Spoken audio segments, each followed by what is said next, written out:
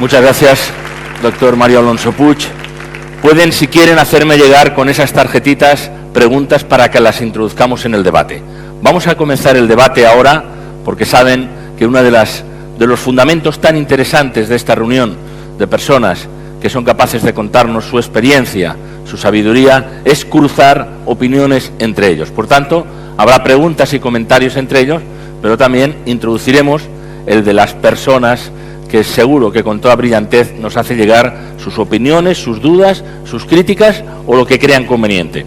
Y yo me voy a permitir llamar también, para que nos acompañen, a las personas que han estado con nosotros en la primera parte. Así que, Ferran Adrià, por favor, Elena Dell, José Carlos Capel y el doctor José Miguel Mulet. Adelante. No hay orden previsto. No hay protocolo ninguno. Elena, adelante. Muy bien. Y cuando quieran nos irán pasando las preguntas para que comience el debate. En todo caso, a mí me gustaría como introducción recuperar esa idea que teníamos al principio. Hemos hablado en realidad del cuerpo y de que el cuerpo es bien lo que comemos, lo que dejamos de comer, etcétera. Y después hemos hablado de la mente. Me gustaría un comentario sobre ese cruce, porque realmente hay ahí una interacción enormemente interesante y me gustaría que, si quien quiera, pueda hacer un comentario de lo que le ha sugerido bien ese cruce, bien alguna de las ponencias, algunas de las cosas que se han dicho aquí a lo largo de esta mañana. ¿Se anima aquí nuestro colega? Adelante. Yo no he tenido la suerte de escuchar en este segundo tramo porque estábamos atendiendo medios de comunicación, pero sí es evidente que hay una interrelación entre toda la brillante exposición que acabamos de escuchar ahora mismo, entre la mente y el mundo gastronómico que a nosotros nos concierne. Es más, el pensamiento se come con la mente en muchísimas ocasiones. Los alimentos se piensan y los alimentos se digieren con la mente. Parece una paradoja lo que estoy diciendo, pero no es ningún disparate. Yo he visto cómo cocineros, el proceso creativo de grandes profesionales no se produce en el paladar, sino que lo hacen en la cabeza. Aquí tenemos a Ferran Adrià, él piensa los platos y piensa armonías, y como él hay unos cuantos cocineros privilegiados que de la cabeza, de su pensamiento, derivan en armonías. ¿No es así, Ferran? Como se dice en el Congreso de los Diputados, Ferran Adrià por alusiones. Me gustaría que la gente reflexionáramos el porqué esto de la comida, ¿no? Comer. El comer, claro, estamos hablando de lo único que hace los humanos 3 veces al día. Y que todo el mundo tiene una opinión, ¿no? Si ahora habláramos de energía nuclear, no sé quién se debería aquí a hablar de energía nuclear, de diseño gráfico. Vamos a hacer bueno, más similar, si me apuras, de moda, aunque vas vestido, verías si te gusta o no. De comida, todo el mundo opinamos, todo el mundo tenemos una opinión. Y después de ver todas estas conferencias, estas charlas, te das cuenta de la manipulación y la poco objetivo que somos. Mano, está todo basado en que nos manipulan con cosas no objetivas. ¿Por qué? Pues como entendemos, nos pueden manipular. Si no entendiéramos, no te manipularía. A mí no pueden manipular de energía nuclear. Como mucho me puedes decir, oiga, tal, ¿puedo estar de acuerdo o no? Sí, puede estar, pero ya está. Entonces, te das cuenta de la cantidad de manipulación que hay. Y esto el cerebro, claro, hace una función vital para que te manipulen, ¿no? Hablábamos antes, la gente confundimos, estamos totalmente... De eso, lo que nos gusta es lo sano.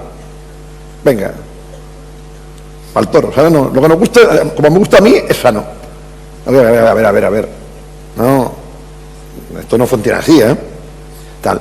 Y es muy interesante, ¿no?, el cómo toda las contradicciones que hemos ido, no de José Carlos, la que ha hecho sobre José Miguel, es que estamos llenos de contradicciones, ¿no? Contradicciones una detrás de otra, Seguramente se podría aplicar en otras facetas de la economía, de la sociedad, del poco rigor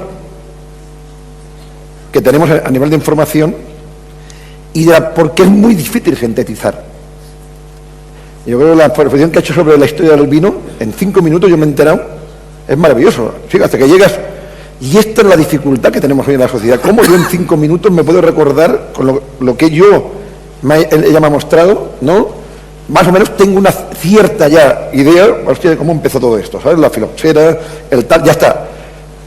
¿Y cómo lo hacemos para que esto se me quede en el cerebro y después ya no me manipulen y dicen, no, si el vino, hace 2000 años el vino era increíble? No. Doctor Mulet, ¿quiere intervenir? Elena, adelante. Hombre, el problema que tenemos en la alimentación es que es uno de los temas en donde lo que es el conocimiento científico, la evidencia, va más separado de lo que es la opinión popular. Es decir, se circulan una cantidad de mitos y de aberraciones sobre cosas que son buenas y que no lo son. Y claro, solamente hay que ver que cada año sale una dieta milagro, cada año sale una revolución gastronómica que al final acaba pues vendiendo muchos libros a alguien y mucha gente enfermando. Con un poco de cultura gastronómica, con un poco de cultura alimentaria, podríamos hacer que la salud de la gente mejorara, porque sería más difícil engañarles. Cultura alimentaria básica para aprender, pero también puede haber una cultura para la mente. También podrían dar, igual que hablamos de la dieta mediterránea, podría haber también una serie de indicaciones para que pudiéramos manejarnos mejor y no cometer a veces errores evidentes como los que aquí se están subrayando, aunque sea con relación a la alimentación, doctor. Hombre, lo que yo creo que es muy importante efectivamente es reconocer la tremenda importancia de la alimentación. Sencillamente 3 datos. Número 1, vamos a pensar juntos. Cuando una persona está nerviosa y está realmente ansiosa, no digo esos brotes escasos de ansiedad, sino ansiosa de verdad, angustiada, ¿alguno tiene ganas de comer? Tú debes ser muy comilona, ¿verdad? Igual que yo.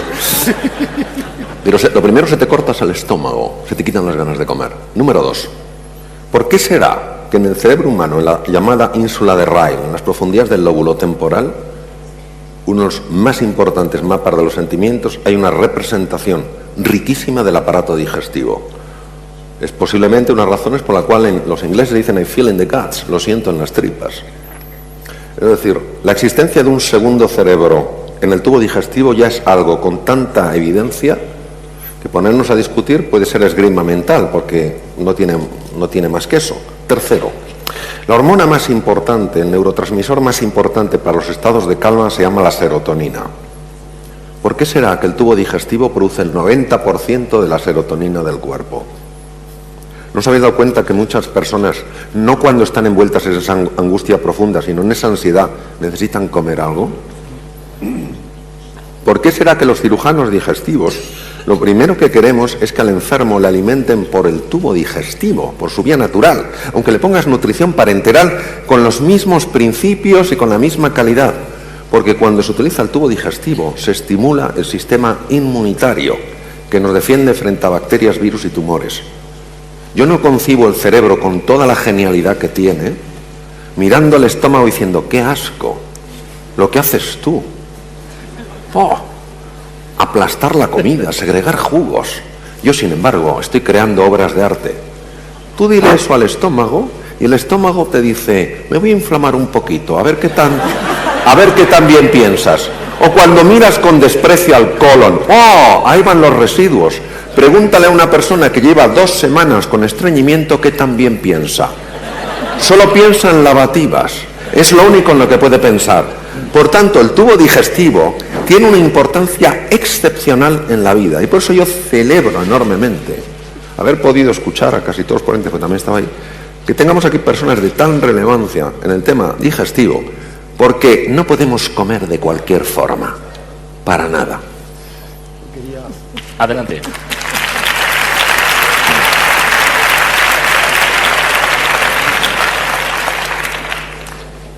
Mario, yo quería preguntarte un tema que creo que tiene importancia, el pensamiento, el cerebro, cómo influye en las filias y en las fobias de la alimentación. Hay un hecho cultural, hay un hecho gastronómico en todo ello. Yo estaba con un amigo en Cuzco, Perú, y nos sirvieron un asado realmente exquisito. No era otra cosa que el conejo de Indias, el famoso conejo de Indias de los españoles. Pero aquel conejo de Indias, alguien dijo en aquel momento que era una rata. Efectivamente, pertenece a la familia. La deglución del alimento fue inmediata por parte de la persona que me acompañaba. ¿Cuáles son los mecanismos que mueven el cerebro para decidir que algo es bueno o es malo, la fobia o la filia hacia un alimento? Tu pregunta es mucho mejor y más profunda que la respuesta que vas a obtener, pero es lo que hay. Vamos a ver. Nosotros somos y nos hacemos. Y nos hacemos en una cultura. Y una cultura siempre incluye una cultura alimentaria, porque eso es fundamental.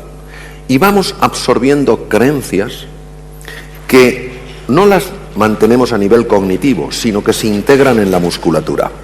Y estas creencias las absorbemos fundamentalmente a nivel del lenguaje. Si bien esta es una cuestión muy compleja, si el razonamiento existiría sin lenguaje, la idea es que el razonamiento precisa lenguaje y el lenguaje altera el razonamiento. Es decir, si a ti te van diciendo de chiquitín, esto es una porquería, una rata, es un asco, solo está en la alcantarilla, aprendes a pensar y acuérdate, aprendes a ver en base a lo que has pensado. Es muy interesante porque personas que han estado, por ejemplo, en una situación de náufragos durante bastante tiempo y han cogido peces, han empezado a comerse partes del pez que ninguno de nosotros nos comeríamos.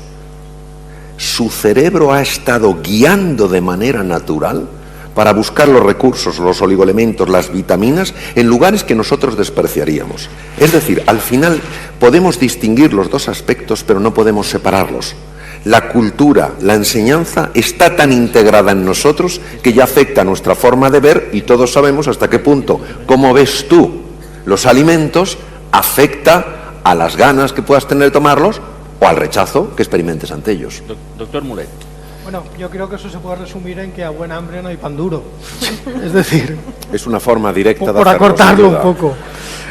Tenemos que pensar también que los alimentos son una manifestación cultural y muchas veces esas manifestaciones culturales vienen de aspectos económicos. Por ejemplo, las tribus del Amazonas comen insectos. ¿Por qué? Porque le pegan una patada a un tocón de madera podrido, salen larvas de 50.000 insectos y son muy nutritivas. Aquí, ¿por qué les tenemos asco? Porque los insectos los asociamos con comida en mal estado, con comida podrida.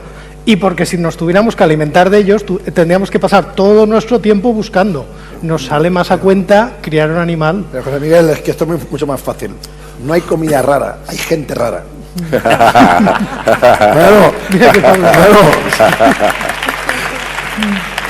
Uno coge una araña de la Amazonas y no se la come ni en película, ¿sabes? Uy, y coge una centolla, uy, sí, ¿eh? Para Navidad, a todos aquí comiendo centollas, ¿sabes? No los que podáis. ¿Vale? Ah, esto sí, la centolla sí, además es una maravilla la centolla, ¿sabes? No, pues es una araña, puñetero. O un caracol. ¿Has visto? ¿Alguien ha cogido una centolla y la ha mirado? ¿Tú miras la centolla? Pues una araña y fea.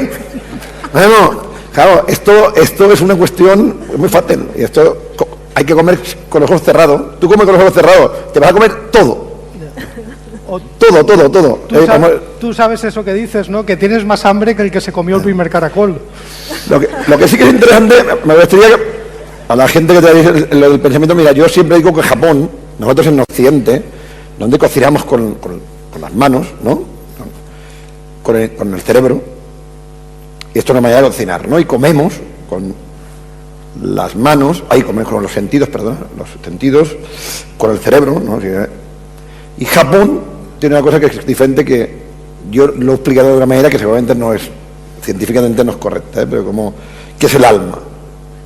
Es decir, cocinan con el alma. Cocinan en Japón.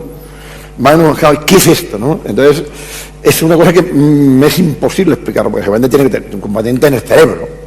Pero no es esto. Es decir, no es el tener una racionalización que el cerebro tal, sino es otra cosa, ¿no? ¿Y esto qué sería esto? Dentro del mundo científico, ¿qué sería cocinar con el alma? Hombre, tú has estado muchísimas veces que yo en Japón, con lo cual tienes una opinión muchísimo más documentada que la mía.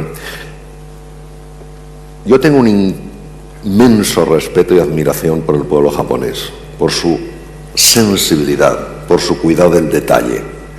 Yo creo que cuando se experimenta ese cocinar con el alma, es un cocinar posiblemente mucho más intuitivo, mucho más interior. Es el zen en la cocina. Espiritual, ¿no? Al final, Sí, el concepto religioso, bueno, quien crea, ¿no? Cada uno cree en su religión y tal, para mí es más parecido a esto que una racionalización del cerebro. Claro. Al final, cuando tú crees en una religión, sabes que hay una cierta... Claro. Tienes que creer en esto. No hay Claro. Entonces, me da la sensación que cuando ellos, ¿no? Te dan un vaso de agua y tú dices, coño, esto es agua. Sí. ¿No? Y ellos no. No, exacto. Ellos no. Entonces yo creo que ¿no? Pero esto está en el cerebro también. Yo creo que Elsa, tú lo has explicado maravillosamente. Es decir, los 3 trabajadores que pican piedra hacen lo mismo, pero la calidad, la cualidad que ponen es diferente. Los 2 primeros están tal vez demasiado anclados en el mundo de la fisicalidad. La otra persona sencillamente está abierta a que haya otra dimensión. Y yo creo que eso tal vez sea lo... Me gustaría incorporar el componente económico, como estamos en el momento actual, ¿no? Durísimo. No sé si lo he comentado antes, pero lo mejor hemos contado con José Carlos. Desde Japón, cada día salen containers con productos de alimentación por 200 millones de euros. Por 365 días son 70.000 millones de euros de exportación de productos de alimentación. Vale, no, cabres por el mundo. Lo digo porque el componente que en la sociedad española, fíjate, hoy que ya hay un reconocimiento mundial sobre la cocina española y tal, a mí me pasa, hay gente que me admira y tal, pero aún piensan que todo esto es para 4, todo el tema de la cocina y todo esto, tal. Para que veáis un poco la dimensión, 70 millones de euros, no sé si es la deuda que tenemos, ¿no? Ahora, anual, el déficit. ¿Vale? No, el déficit anual, fíjate lo que estamos hablando. Con José Carlos hablábamos que una idea que igual no pueden hacer. Si estábamos en el Ibérico en Londres, ¿no? Estábamos el otro día, yo estuve en Londres, en un sitio que se llama Ibérico, jolín, y yo me emocioné, porque por primera vez, fuera de Estados Unidos con José Andrés y otros cocineros, comí tapas contemporáneas sin ser de vanguardia, y dije, ostras, esto es lo que me gustaría que hubieran 50.000 sitios como este en el mundo, 50.000 sitios de tapas, que vendieran cada día 15.000 botellas de vino, más o menos, 15.000 por 365 días, hacer esto, que vendieran 5.000 botellas de aceite de oliva, ¿no? Español, tal. Lo digo que sería interesante, ¿no? Entonces esto el cerebro hay que pensar, el problema que tenemos es que no hemos pensado esto. Pues esto lo digo, la comida más o menos la se ha hecho, no ha pensado porque no hay una estrategia de país, ni empresarial en esto, no existe, ¿eh? Si yo llevo, no sé, con José Carlos llevamos cuánto tiempo, estoy luchando. ¿Por qué no se hace una estrategia con las empresas, las multinacionales, la gente del vino, la gente tal? Porque los cocineros estamos ahí para ayudar, los restaurantes, los críticos estamos ahí para ayudar. Entonces, es muy importante que en este caso, a ver si logramos que pensemos, ¿no?, un poco en que esto sería de gran ayuda para la economía del país, no solamente para la parte lúdica.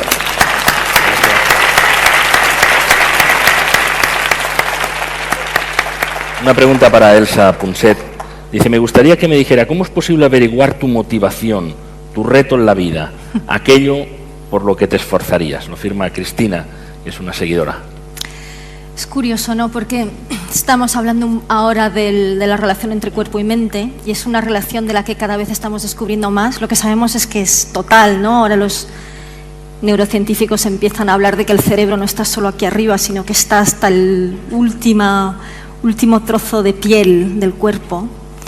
Y para cerrar de lo que veníamos hablando ahora, me estaba acordando de, no sé si has intentado alguna vez comer en la oscuridad, Adrià, pero en la oscuridad te cambia el sabor de las cosas completamente, es decir, saboreamos incluso algo como el sabor, lo sentimos a través del cerebro. Y me estaba acordando también, mientras estabais hablando, de esos experimentos que hacen donde tapan, vendan los ojos de la gente y les dan 2 copas de vino y les dicen una es cara y la otra es barata, y les sabe mejor la cara, ¿no? Cuando hablábamos de cómo nuestro bias cultural de alguna forma nos hace sentir las cosas de una determinada manera. El cuerpo está ahí en todo, y yo le diría a Cristina, a mí me me desazona siempre cuando las personas me dicen: oye, Elsa, yo no sé cuál es mi sueño, no sé cuál tendría que ser mi meta, ¿no? Lo han olvidado, lo dejaron atrás hace mucho tiempo y lo olvidaron.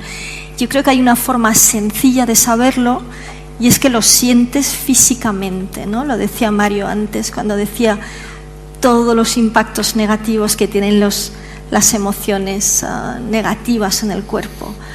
Cuando tú estás donde tienes que estar, aunque la vida sea difícil, aunque trabajes duro, notas que estás bien. Al final yo creo que hay una base de intuición, de decir: oye, este es mi lugar, ¿no? Aquí estoy haciendo algo, esto le da un sentido a lo que yo hago. Mientras no sientes esto, tienes que seguir buscando. Yo creo que ahí es donde vivimos una sociedad que nos aprisiona mucho, con estas hipotecas que no nos dejan respirar, con un mercado laboral muy opaco que no nos deja cambiar de trabajo. De alguna forma estamos muy encerrados, ¿no? Y ves que cada vez te vas encerrando más, ves que a medida que va pasando la vida perdemos amigos, perdemos seres queridos. Que no debería ser así, deberíamos tener una sociedad que nos ayude a hacer lo contrario. Así que yo le diría a Cristina: tienes que sentir, ¿no?, esa sensación de que estás donde deberías estar, y para esto tienes que explorar mucho. Y eso es algo que no se puede dejar para más adelante, porque vivimos una cultura de la urgencia. Y realmente lo que hay que hacer es decir: cada día voy a explorar facetas, cosas, personas, ideas que me podrían nutrir, y no dejarlo para mañana. Otro reto que tenemos muy importante en España y en el mundo, Voy a contar que en los últimos 50 años vivimos 20 años más, ¿no? Vosotros que sabéis, 20 años más. Yo era un escéptico, como la mayoría de todos que estáis aquí, con todo esto de que lo que comes va a afectar de la salud, todo esto. El 99% de la gente es escéptica en esto, ¿sabes? No. Hasta que conocí a Valentí Fuster, al doctor Valentí Fuster, y hicimos un libro conjunto que se llama Cocinando la Salud. Me di cuenta que más o menos tenía que estar presentada para presentar el libro. Tenía 20 kilos de sobrepeso. Estaba 20 kilos. Y entonces, lo que me dijo Ferran: las dietas no valen para nada. Esto es muy fácil. Es muy fácil. Es constancia, un cierto orden y todo esto. Y poco a poco lo fui entendiendo, ¿no?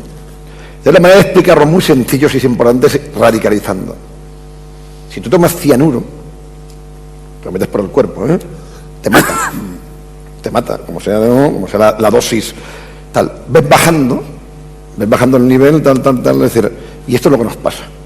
Y no tiene nada que ver, como ha explicado aquí el doctor, con lo ecológico, no ecológico, tal, no estamos hablando de esto. Si analizas, dos cosas importantísimas que hay son la sal y el azúcar, son productos básicos que no hay tal, y esto para la salud es dinamita cuando está en exceso, ¿no? Entonces, no somos conscientes. Y esto solo hay una manera de hacerlo. Hemos gastado en los últimos 10 años miles de millones de euros, en la educación sobre esto. No se ha conseguido. Porque solo hay una manera, que es en los colegios. En que tu ADN, en tus hijos, en tus nietos de 5 o 6 años, igual como te enseñan a sumar y a restar, te enseñen esto que estamos hablando, esta conversación que estamos hablando, lo importante que va a ser para tu futuro, que vas a vivir 85 o 90 años, que como no te alimentes bien, vas a tener muchos problemas con la salud. Y esto no cuesta dinero hacerlo, es una voluntad política. Y este país, con los científicos que hay aquí, tenemos la mejor ciencia del mundo, lo prometo, en medicina, en el mundo científico, que yo conozca. Esto tal, la gastronomía, creo que es algo evidente. Empresas de alimentación muy importantes. Perfectamente este país, podría ser el país, ni Finlandia, que es el paradigma de la educación, lo hace. Y es una decisión que mañana digamos, de una manera transversal, cuando explicas historia, vamos a explicar la historia de México, de alimentación. Cuando expliques ciencia, tal, cuando expliques tal.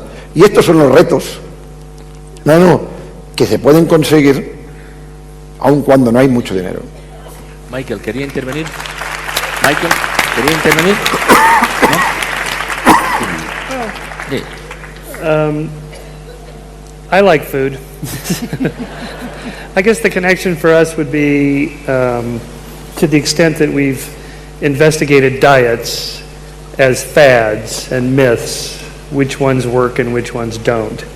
The problem is they go through these cycles, every few years there's a new one. You should only eat meat. Bacon and fat is great. No, bacon and fat is terrible. You should only eat plants. No, too much plants is not good. And it just goes on and on like that. I've decided that diets work when you go on them, because it's the going on them that's doing it, not the food itself. For the most part, it's being vigilant and paying attention to what you're eating. It's the paying attention part that's important, I think. That's what we've decided. Doctor Mulet, ¿quiere algún comentario? Elena, sobre lo que estamos hablando aquí. Sí, yo quería hacer un comentario al hilo de todo lo que estábamos hablando, sobre todo en la primera parte, y es que he llegado a una conclusión un tanto dolorosa para mí. No voy a conseguir nunca adelgazar. ¿Por qué? ¿Por qué? Muy fácil. ¿Cuál es mi máxima en la vida? Ha sido desde niña, desde que yo recuerdo tener uso de razón. Al final lo que yo pretendo es ser feliz, estar contenta todos y cada uno de los días y de los momentos de mi vida. Claro, unos días lo conseguiré, otros no, unas horas lo conseguiré y otras no. Pero uno intenta solucionarlo como buenamente puede, y es que un comentario del doctor me lo ha recordado, porque la vida al final intentamos sumar, en la vida al final intentamos sumar pequeños placeres, y uno de ellos es enfrentarte a un plato que te gusta y comerlo, enfrentarte a un vino que a ti te gusta, no digo que sea ni mejor ni peor, que sea tu favorito, y beberlo. Y cuando uno está nervioso, cuando está alterado, cuando está atacado, también come. Lo acabo de descubrir. ¿Por qué? Por la famosa serotonina, que te tranquiliza. Entonces, si por una parte tienes esa aspiración, y es que tu único objetivo, no el único, pero sí el principal y el que debería ser principal, es ser feliz, estar risueño, estar contento, hay miles de cosas que te bombardean cada día que tienen el efecto contrario, te desazonan, te ponen tensa, te ponen nerviosa, te llevan a estados de ansiedad que para nada tú deseas, y cómo los aplacas. Por eso me ha hecho gracia cuando he escuchado a alguien, yo cuando estoy nerviosa como, es que a mí me pasa igual. Entonces digo, bueno, vamos a relativizar, vamos a intentar ver el aspecto positivo, pero es que hay muchas veces que no puedes, y entonces ¿qué haces? Comes, bebes, estás sumando un poquito de placer y lo que te tranquiliza por esta hormona que se genera. Así es que mientras estábamos hablando, yo estaba pensando en lo mío, digo, ¿qué problema tengo? Va a ser imposible. Hay varias preguntas para Ferran Adrià sobre cómo adelgazar. Entonces yo no sé si eso lo sumamos a la infelicidad, por decirlo así. Es muy sencillo, ¿no? Es muy sencillo. Es un poco de constancia. Es que tú te levantas por la mañana, 20 minutos, te levantas de la tele, te pones en las noticias, hacer un poquito lo que hacías de pequeño, ¿sabes o no? Cuando hacías de pequeño hacías la tabla, ¿no?, de gimnasia, 20 minutos. Yo me voy andando al trabajo. Bueno, tengo 35 minutos, me voy andando. Así, bueno, y además si tengo trabajo aprovecho y hago ¿no?, todas las llamadas mientras voy andando. Sí, porque llego y tal, al mediodía comer un poquito ligero y por la noche pues hacer la fiesta. Yo digo que no, claro. Y si hago 3 noches la fiesta un poco de exceso, igual el día siguiente, pues igual, bueno, me mantengo. No, pero de verdad, lo que pasa es que fue en 2 años. Es decir, lo que no puedes perder es, ¿sabes? No, 1 kilo cada día. Que yo perdía, cuentan 2 años, 20 kilos. Y así de sencillo, lo digo porque tal es una cuestión de constancia, claro. Tal, el alcohol, por lo que ha dicho ella, claro, puedes beber un poquito de alcohol, pero claro, si te zampas, ¿sabes? No? 10 gin tonics cada día, claro, claro. Hay bastantes preguntas que nos llegan y además con letra distinta, por lo tanto, de cualquier punto de este más que hemiciclo, porque es un círculo entero en el que estamos aquí rodeándonos, relacionados casi con la señora Margarita, que su jefe tenía muy mal ambiente y tenía que cambiarlo. Es decir, las personas que nos rodean. Simplemente elijo 2, pero representan a bastantes de las que tengo aquí. Dice una, cuando nos invaden sentimientos tan horrorosos tales como la ira, la rabia, el odio, ¿hay alguna manera de entrenar nuestra mente para poder aparcarlos y ser generosos con nosotros mismos. Y una persona que se identifica como un estudiante de 23 años dice: me gustaría saber a qué nivel, a título personal, pueden influir las personas que nos rodean, ya sean negativas, pesimistas o simplemente que te quieren hacer creer que no eres capaz de algo porque ellas no pueden. ¿Se aconsejaría eliminarlas de nuestra vida en caso de que sea posible? No está sugiriendo ningún delito, pero sí precisa una novia, por ejemplo, y un padre. Muchas gracias. El entorno, la gravedad del entorno. ¿Cómo mejoramos este entorno que nos hace sentir mal y, en última instancia, si estamos inquietos, hasta comer, tal como se ha dicho aquí? Sobre la... ¿Tú querías decir algo, Elsa? Luego. Sobre la primera pregunta seré muy escueto. Cuando estamos completamente invadidos por una emoción aflictiva, solo conozco los siguientes sistemas para liberarse de ella. Primero, ejercicio físico. Ejercicio físico. Tienes que aumentar la frecuencia respiratoria y la frecuencia cardíaca para liberar una hormona que se llama oxitocina. La oxitocina inhibe los núcleos amigdalinos responsables de las emociones aflictivas. Ejercicio físico. Pero no es un paseo, no es de tiendas, no es una librería, es moverte rápido. La segunda es el humor. El humor libera beta-endorfina, que también desconecta la amígdala en los lóbulos temporales. El tercero es la conversación. La simple conversación libera oxitocina. Tenemos que buscar un mecanismo físico. Y el cuarto es mindfulness, es decir, ejercicios para tomar distancia sobre el pensamiento a base de llevar la atención al presente, el cuerpo, etcétera. Por favor. Si has terminado, he terminado. Añado algo más. ¿Qué dice Antonio Damasio de las emociones? Porque es una pregunta muy interesante y nos vemos todos además rodeados de dudas con esta pregunta, ¿no? Antonio Damasio dice que una emoción intensa de signo negativo solo puedes reemplazarla por una emoción intensa del signo opuesto. Y eso es curioso, ¿no? Hay que entender lo que son las emociones. Las emociones son estados fisiológicos. Entonces, y hay algunos estados fisiológicos que no son compatibles, tenemos esa suerte. Es decir, por una parte las emociones son fluidas y mezcladas, ¿no? Yo siempre recuerdo esa conversación que tuve con mi hija pequeña de 4 años, la veía con cara de pena sobre el sofá, me acerco y le digo: Tizi, ¿qué te pasa? Y me dice: mamá, tengo emociones mezcladas, ¿no? Y me dio la risa ese día y pensé: Elsa, tienes que dejar de hablarle de estas cosas a las niñas de estas edades. Pero lo cierto es que los humanos, al contrario de los demás animales, ¿no?, tenemos tendencia a muchas emociones mezcladas, excepto si son intensas. Así que si tú estás intensamente triste, si tú realmente generas, como decía Mario, actividades como la risa o el ejercicio físico que cambian, que de alguna forma sacan tu atención de esta generación de la componente química, ¿no?, de la emoción, y te dedicas a hacer otra cosa, te fuerzas, y a veces nos cuesta mucho porque nos dejamos atrapar por las emociones negativas, pues es forzarte durante un rato a dejarlo. Te vas a hacer un favor enorme en cuerpo y mente. Esto tiene que ver mucho con la personalidad, ¿no? Porque yo lo veo con el cerebro, la marca, y sobre todo es que es muy difícil. Al final uno tiene que crearse una cierta barrera, bueno, y una cierta orden mental, ¿no? Yo siempre tengo 4 o 5 lemas que son muy fáciles. Si tienes muchos problemas, no tienes problemas. Claro, ¿verdad? Esto me pasa con mis padres, como están allí tranquilitos, cuando hay cualquier cosa se le cae la sal y es un problema gordísimo, ¿sabes? No. Entonces, otro, lo que no puedes cambiar, no te preocupes. Que nos preocupamos continuamente de cosas que sabes que no se pueden cambiar. No vas de eso. Entonces yo creo que el ejercicio mental, sobre todo cuando una persona tiene una cierta notoriedad, no mediática, sino dentro de su trabajo, tiene responsabilidades, la única manera de esto es una cuestión mental, porque es que si no, es que no saldrías por la calle, porque todos son problemas.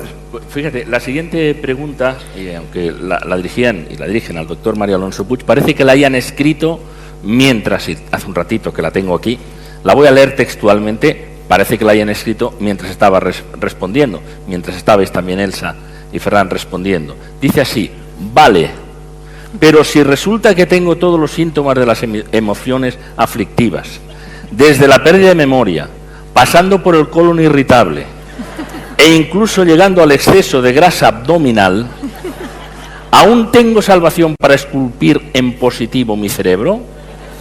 y firma una hipocondríaca en camino de ejemplo de positividad. Vale.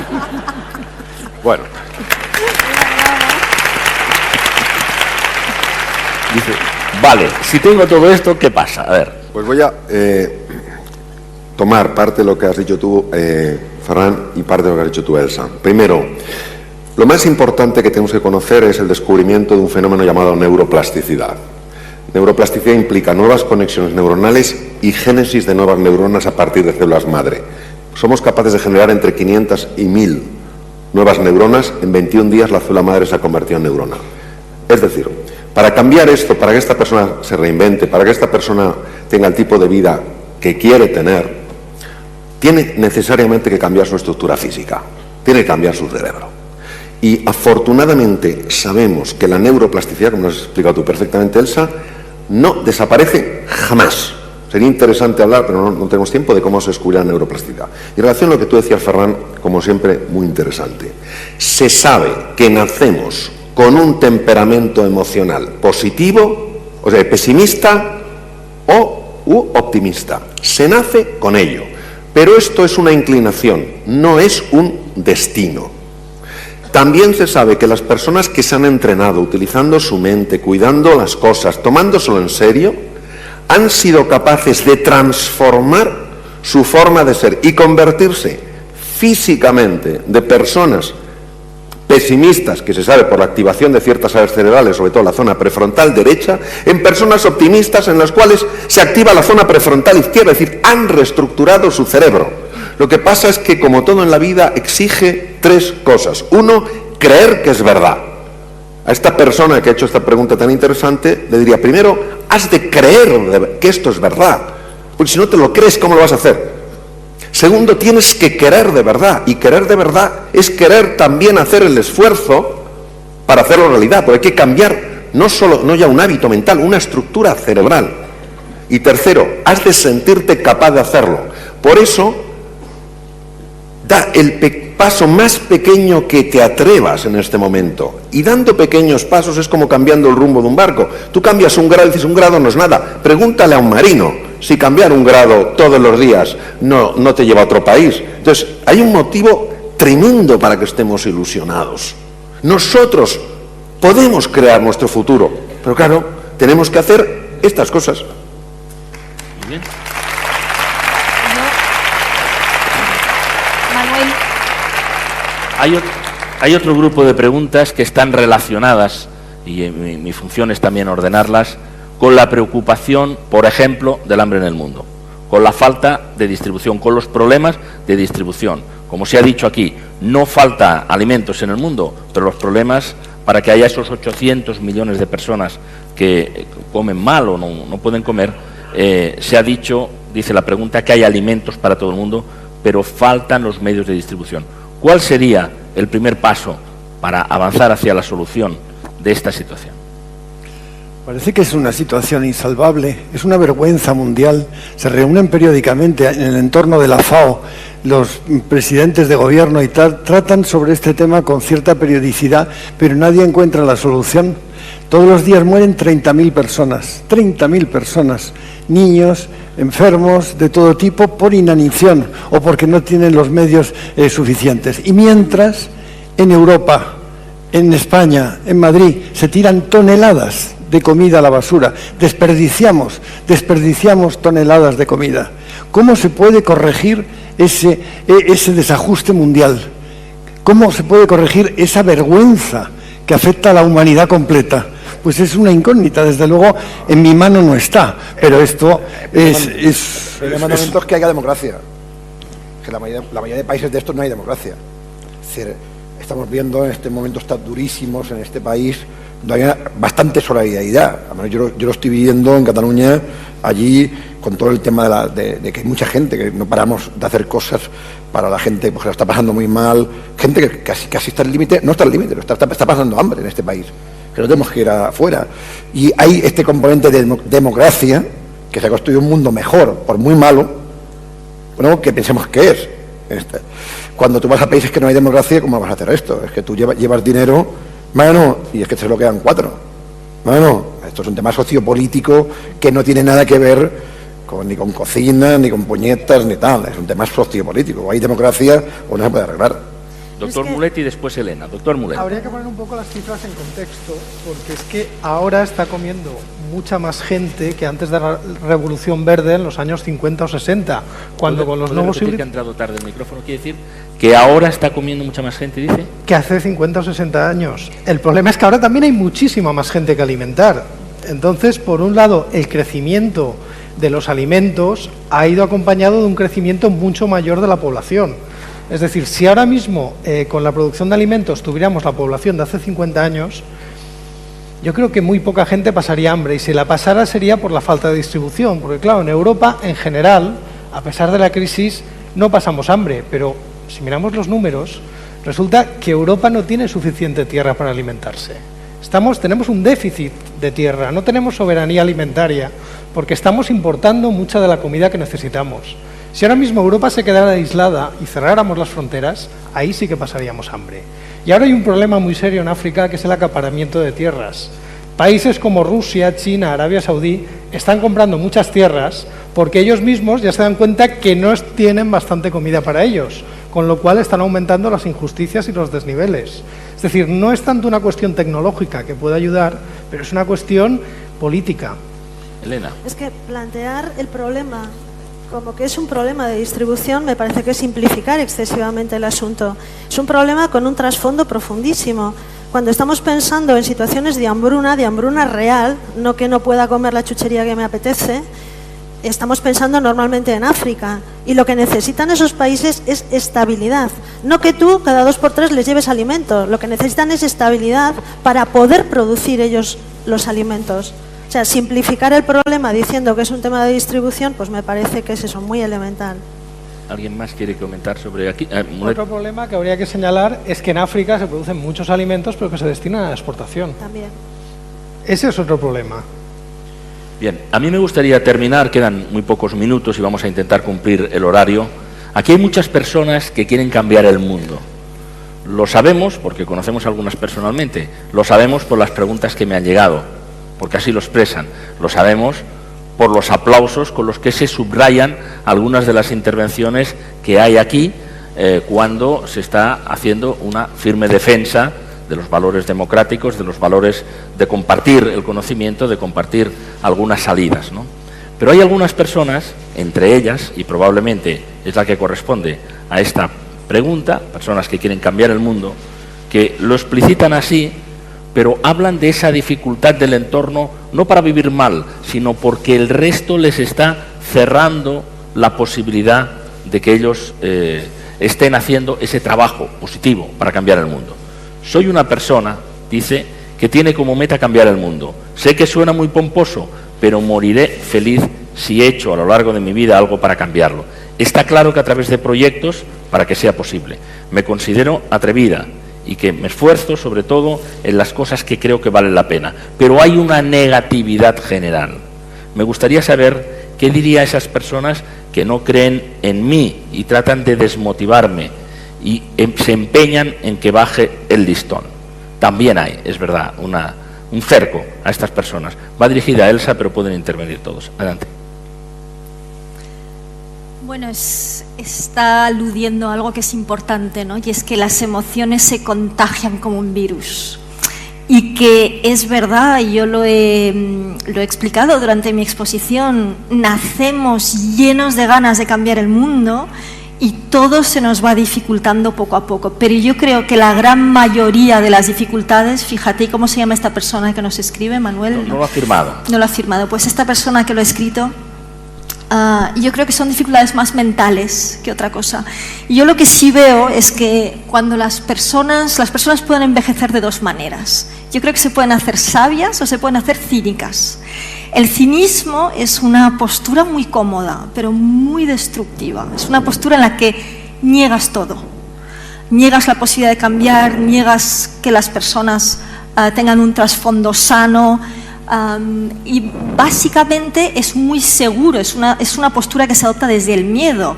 Si todo lo critico, si yo no hago nada, Bueno, nadie puede criticarme a mí, estoy ahí sentado. Y procuraré que en mi entorno nadie haga nada. Nadie para no se mueva. sentirme Y yo entiendo que es acusado. muy duro vivir con esto. Y entiendo además que hay, fíjate, esta persona que nos escribe, hay entornos, yo trabajo mucho con profesores, hay entornos en los que si todo está en contra, toda la comunidad escolar está en contra, te quemas intentando cambiar las cosas y no sirve. Es decir, tienes que encontrar un lugar donde tiene que haber una cierta corriente de simpatía para realmente poderte acompañar. Pero hay tantas cosas que cambiar en este mundo que creo que es casi imposible no empezar por algo, ¿no? Y me estoy acordando, para terminar, para no ocupar más tiempo, me estoy acordando de algo que me gusta mucho. Antes hemos hablado de los japoneses y de la filosofía japonesa. Hay esto que ellos llaman kaizen, que son los buenos cambios, que para ellos es empezar por un cambio muy pequeño. Y ellos siempre dicen, ¿no? Si te pasas la vida entera haciendo cambios pequeños, transformas tu vida, ¿no? Y tu vida luego tiene un impacto muy grande sobre la vida de los demás. Así que yo diría tener ese sueño, pero ser capaz de hacerlo muy poco a poco, con cambios pequeños, y buscar, porque lo hay miles de personas en este mundo con ideas y con ganas de cambiar, buscar un entorno que te apoye. Estamos en la última intervención. Ferran Adrià. Yo creo que el mundo ha cambiado mucho ya, ¿eh? Y sobre todo esto es lo que tenemos que entender, que es que nos estamos fustigando. Hay que estudiar la historia de la humanidad para ver que está mucho mejor que antes. Es verdad que con los medios que tenemos podía ser mejor. Esto es la base, no de una reflexión, pero por favor, es decir, eso tenemos que ver la Edad Media, estudiar. Hay que estudiar un poco para tal, ¿no? Porque parece que nos fustiguemos, que hagamos todo mal, sí, hacemos cosas mal. Tal. Y esto es muy difícil desde que se inventó el tema del dinero, conceptualmente, ¿no? Es decir, si analizamos la familia, cualquier problema de familia que tengamos, el 99% siempre es problema por dinero. Los problemas familiares es cuando hay dinero por en medio. Si no hay dinero por en medio, aquí estamos siempre bien. No hay ningún problema y tal. Entonces, es muy difícil, ¿no? Esta ética, esta honestidad, esta no hipocresía, porque cuando digamos cambiar el mundo, ¿para quién? Para un español, que estamos aquí, estamos muy mal, ¿eh? Hay 5 millones de parados. Díselo a un chico, a gente de Kenia, que estamos mal. A la gente de Kenia que estamos mal. Me va a decir, oiga, para mí cambiar el mundo es poder comer. Y tal. Y entonces es muy difícil. El tema es cómo se logra que esta brutalidad de capitalista que estamos inmersos, que es verdad, y sin caer en el populismo, por ejemplo, cómo funciona el mundo. ¿Cómo podemos hacer un poquito mejor, pero mejorar, pero no cambiar? Lo que tenemos que hacer es mejorar el mundo. Mario, ¿quieres intervenir sobre esto? Yo diría lo siguiente. Creo que nosotros no podemos cambiar a nadie, por más que lo intentemos, y nos empeñamos en ello constantemente. Solo nos podemos cambiar a nosotros mismos. Es mi experiencia personal. Cuando he estado en entornos complejos, en entornos, entre comillas, agresivos, que cuando yo he empezado a cambiar, cuando he empezado a dejar de quejarme, a construir, aunque fuera poquito a poco en la línea que tú decías, Elsa, curiosamente todo alrededor ha empezado a cambiar. Aynin decía, no vemos el mundo que es, vemos el mundo que somos. Y yo creo que Gandhi nos dejó un mensaje precioso: sé tú el cambio que quieres ver en el mundo. Interesante.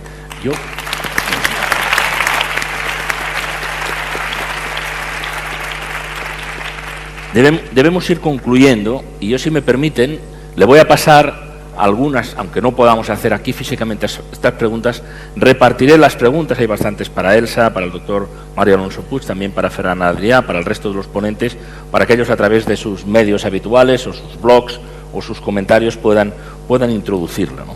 Pero quizá una pregunta final, por si alguien quiere responderla, dice: sugerencias, por favor, de los ponentes en relación a una España 2.0 más positiva, más emprendedora y con más visión de futuro. Yo creo que, independientemente de que es verdad que todo es relativo, Ferran, pero hay una preocupación muy importante por cómo estamos y a veces por esta negatividad que nos invade y que nos impide construir, aunque sea a partir de pequeños cambios, a partir de nuestro pequeño entorno, pero hay cosas que probablemente se pueden hacer. Y hay otras relacionadas también, y esto está, digamos, rodeando a esta pregunta, de que los sistemas habituales, por el sistema político que existe, etcétera, no encontramos la salida. ¿Hay alguna sugerencia? ¿Qué podríamos hacer? Preguntan a los ponentes, para encontrar una España más positiva, emprendedora y con visión del futuro. Adelante, Mario. Aparcar los intereses particulares y buscar un ideal común. Sí, de claro. Yo creo que este país tiene lo más difícil que hace falta para hacer esto, que es talento. Talento hay.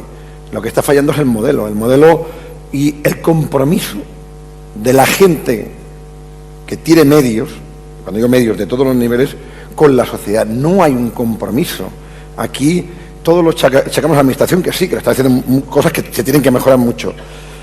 Pero la sociedad civil que puede, no estoy hablando el que gana 1.000 euros, que es la mayoría tal, la gente que tiene medios económicos, ¿qué compromiso hay? Sí, las empresas generales, sí, hay empresas que a través de fundaciones hacen cosas maravillosas, pero el empresario que le ha ido bien durante estos 20 años y que ha ganado dinero, ¿qué está haciendo ahora por la sociedad? Y este es el compromiso que tenemos que tener. Doctor Mulet. Bueno, si tenemos talento, está claro que es lo que falta, invertir en talento. Es decir, hemos visto como en época de crisis hemos recortado drásticamente el presupuesto para ciencia, cuando otros países lo han hecho justamente al revés. Eso es cavarnos nuestra propia tumba. Cuando en algún momento se ha decidido apostar por grandes eventos, se ha visto que se conseguía invirtiendo. Pues si queremos crear una economía productiva, tenemos que poder exportar, tenemos que ser capaces de desarrollar algo que nuestros competidores no puedan, y tendremos un mercado nuevo y sin competencias. Inviertan en ciencia, ya está.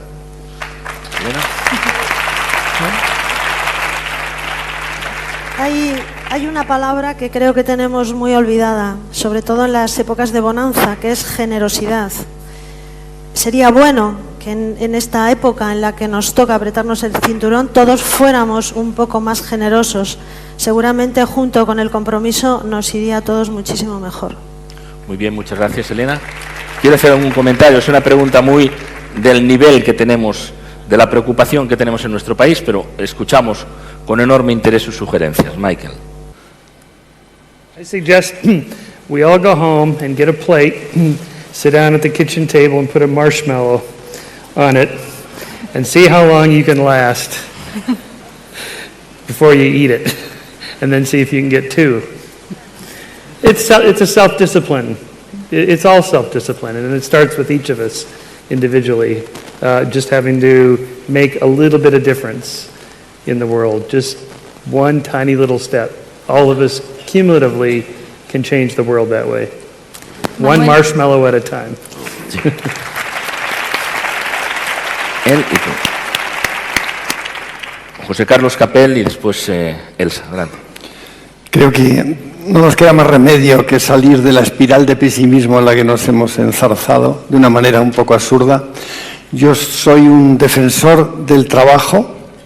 Creo que hay que tener ideas y defenderlas, seguir y luchar por ellas y rodearse de aquellas personas con las que tienes una complicidad. Y cuando se persiguen los objetivos, se consiguen siempre. Nos falta voluntad, perseverancia y muchas ganas de trabajar y sacar adelante toda suerte de proyectos, porque España está lleno de mucho talento y de gente muy valiosa.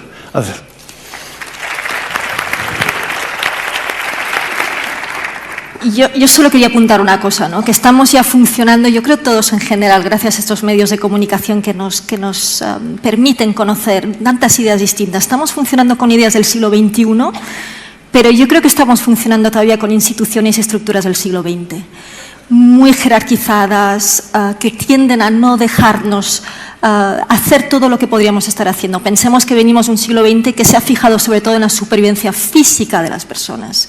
Y yo creo que ahí deberíamos y podríamos ser muchísimo más activos, ser ciudadanos activos, salir a la calle y exigir que cambien determinadas estructuras que no nos dejan crecer, ¿no? Y eso yo creo que sería importante. Muy bien. Muchas gracias. Gracias a Elsa, gracias a todas las personas que han intervenido aquí y a ustedes que han intervenido desde aquí, a través de sus preguntas, a través de sus aplausos, a través de sus comentarios, que continuaremos. Yo creo que aquí en esta ronda han salido palabras importantes a tener presente: solidaridad, generosidad, talento, compromiso, trabajo y generar positividad. Yo creo que llevamos unas horas ya aquí reunidos, es enormemente interesante el ambiente que se ha creado, la dinámica, me parece a mí, en primer lugar de las aportaciones, después también del diálogo, continuaremos. Estamos solamente en una cuarta parte de lo que significa este encuentro, el ser creativo, el Congreso de Mentes Brillantes, que cuando lo decimos pensamos en los que están aquí y pensamos en todos los que están ustedes ahí. Continuaremos por la tarde, a las 4 en punto, puntuales aquí, por favor. Aquí estamos. Hasta luego. Muchas gracias.